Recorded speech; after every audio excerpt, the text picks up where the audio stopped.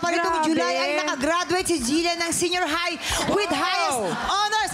Congratulations, Jillian! Hello po! Nakakabilib ka at nakaka-inspire ka talagang bata ka sa busy na schedule mo sa taping. Paano mo na tututukan yung pag-aaral mo? Siyempre, marami pong dasal at effort po talaga. Lagi ko po iniisip yung mga pangarap ko at kahit pagod po, talagang nilalaban ko po. Yan naman pala! Kaya naman, Jillian, kung kailangan mo ng mga clues to the rescue ang ating mga pasagot crew. Okay, andyan Kaya sila. natin Tutulungan yan. si Faith, si Nino. Ayan. Jillian, ang sasagot sa mga tanong, pero ang premyo ay siyempre mapupunta sa ating partner na tiktropa. Kaya naman kilalanin na po natin siya.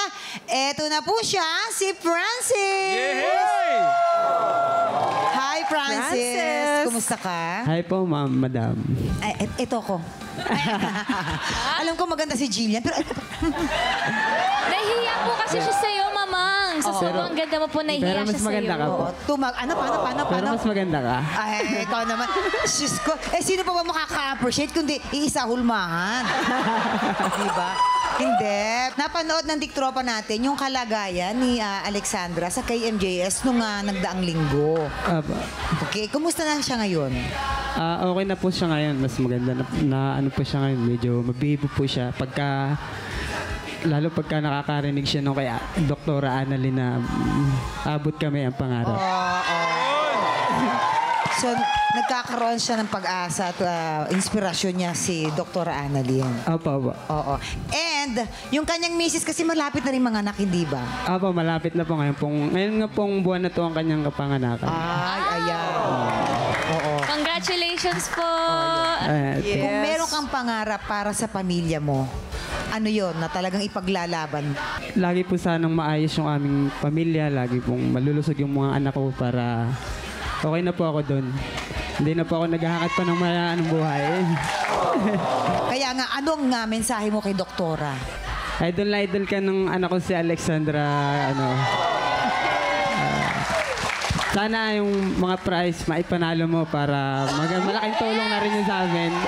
Ilalaban po natin yan, Kuya Francis. Sige, go lang, go. Pressure daw. Tsaka nakita mo yung ngiti. Napakaganda talaga ng ngiti ni Jillian. No? Yung, Yes, ma. hindi pa lang ni Jillian, punong-puno na ng pag-asa. Yes. Oo yan. Bukod sa cash prize, pag naka 3 correct answers ka, mauuwi rin ni Francis ang isang special prize package. Yun! Jillian, handa ka naman sumagot para kay Francis. Handa na. Sagot kita, Kuya Francis. Good luck, Jillian! Go, Let's Jillian! play! Naku, kinakabahan Sagot kita, Pilipinas!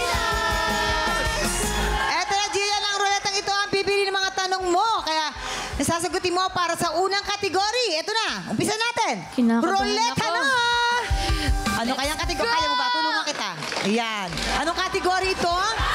Ano ang unang kategory ni Jillian?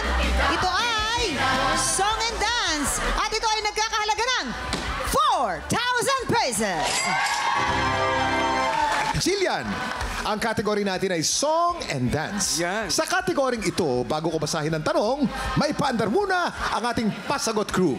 Music, please.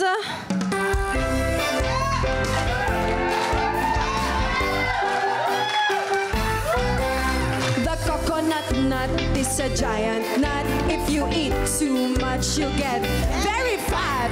Now, coconut nut is a big, big nut. But this delicious nut is not a nut. It's the cocoa fruit of the cocoa tree. Of the cocoa tree from the cocoa palm family. Ang puno ng nyog at ang nyog. Maraming salamat, pasagot crew. Sino ang nag-compose ng hit song na The Coconut Nut ng grupong Smoky Mountain?